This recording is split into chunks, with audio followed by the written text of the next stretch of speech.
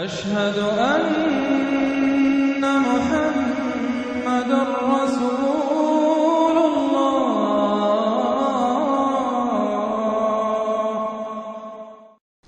سورۃ الاخلاص قرآن حکیم کی عظیم ترین سورت، جس کو حضور نے فرمایا ثلث قرآن، تہائی قرآن کی مساوی ہے۔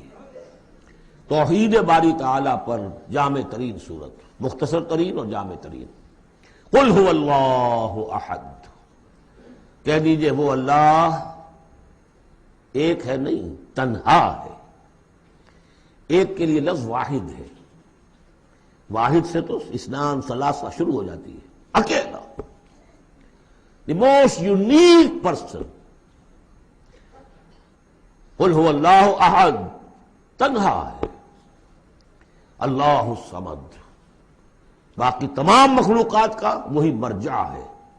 سمد کہتے ہیں بڑی چٹان کو، جس کا سہارا لیتے تھے لڑنے کے وقت، کہ پیچھے چٹان اچھی ہو تاکہ پیچھے سے دشمن جو ہے حملہ نہ کر سکے۔ پھر یہی لفظ آ جاتا تھا سرداروں کے لیے کہ جن کی طرف رجوع کرتے تھے لوگ۔ تو یہ کہ اصل میں اللہ تو ہے، خود بخود قائم ہے، اپنے بل پر قائم ہے، کسی نے بنایا نہیں اسے، اس کی حیات مستعار نہیں ہے، اس کی حیات اپنی، اس کا علم اپنا۔ باقی جو بھی کائنات کے اندر مخلوقات ہیں وہ سب اس کی بدولت ہے۔ لا یحیطون بشیء من علمہ الا بما شاء، ان کا وجود بھی اللہ کا عطا کردہ، انہیں حیات بھی مستعار ہے، مانگی ہوئی ہے۔ عمر دراز مانگ کے لائے تھے 4 دن، اور وہ مانگی ہوئی زندگی ہے، جب چاہے گا لے لے گا ہم سے، ہماری زندگی اپنی تو نہیں ہے۔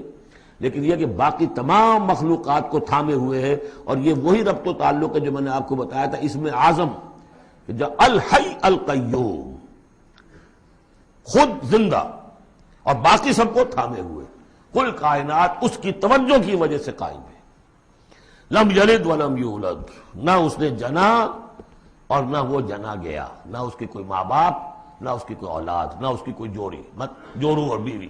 متخذ صاحبۃ ولا ولدا، یہ ہم پڑھ چکے ہیں قرآن۔